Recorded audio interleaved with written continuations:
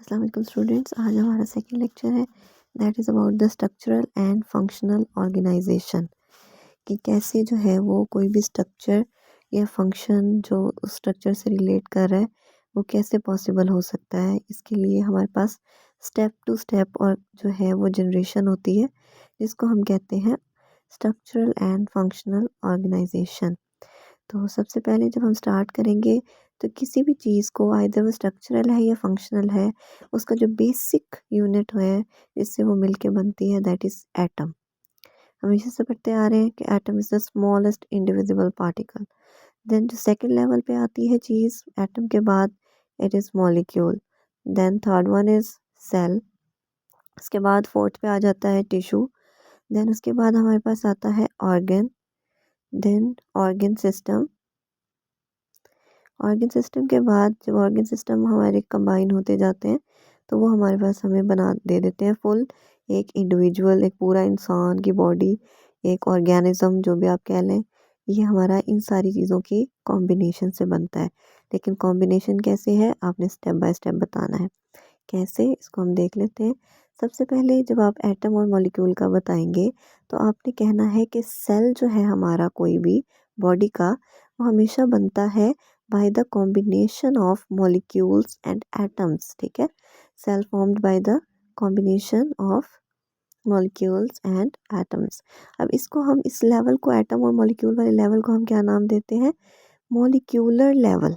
ठीक है, ये वाला जो लेवल है कि बहुत माइन्यूट जो आपको वैसे नज़र नहीं आ सकती चीज़ें, बहुत छोटी चीज़ें होती हैं एटम्स और मॉलिक्यूल जो फर्दर डिवाइड नहीं हो सकती, इस लेवल को हमने नेम दे दिया है एज मॉलिक्यूलर लेवल। एटम के एग्जांपल्स में मैंने यहाँ लिख दिया है ऑक्सीजन, हाइड्रोजन, नाइट्रोजन।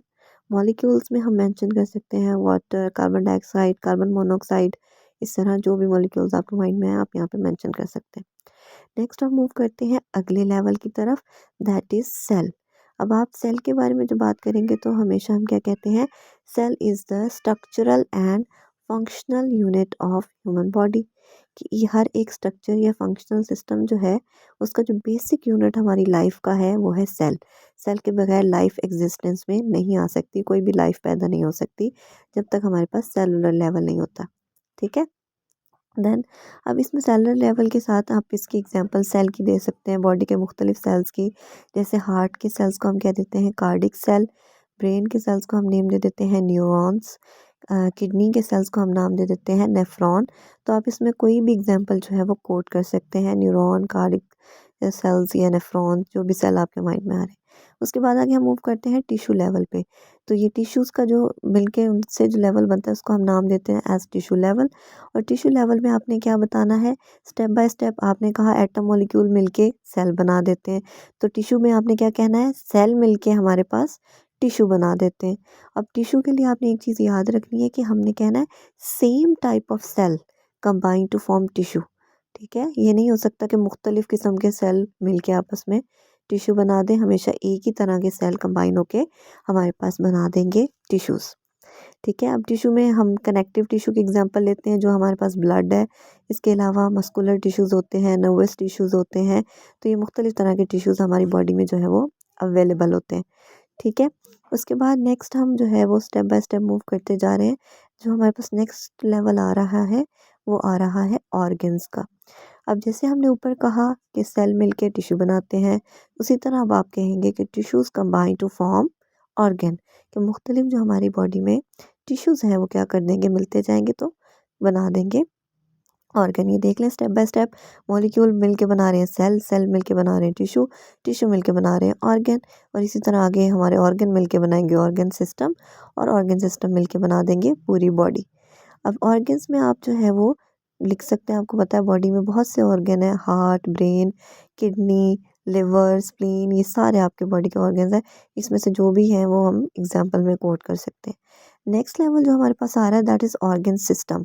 अब ऑर्गन सिस्टम में जैसे मैंने आपको पहले एक्सप्लेन किया है कि ऑर्गन सिस्टम जो है वो हमारा बनता है जब ऑर्गन्स कंबाइन हो जाते हैं।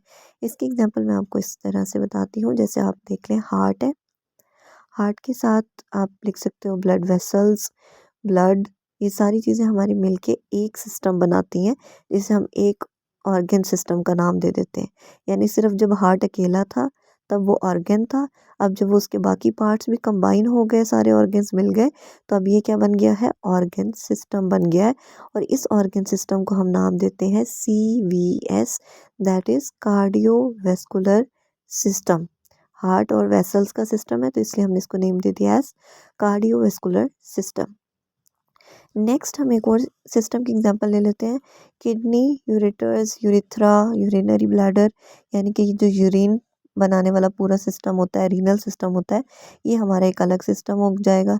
इसको हम नेम दे देंगे एज यूरिनरी सिस्टम और रीनल सिस्टम। ठीक है, दोनों ही नेम हम इसके लिए यूज़ कर सकते हैं, यूरिनरी सिस्टम भी लिख सकते हैं इसको और रीनल सिस्टम भी लिख सकते हैं। इसी तरह ब्रेन का सिस्टम है, ब्रेन और नर्व्स का सिस्टम, उसे हम कहते हैं central nervous system.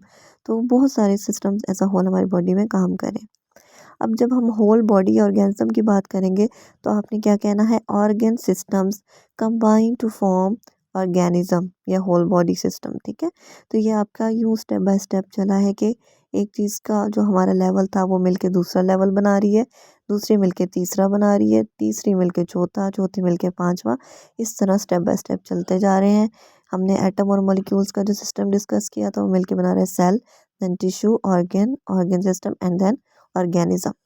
This is all for today.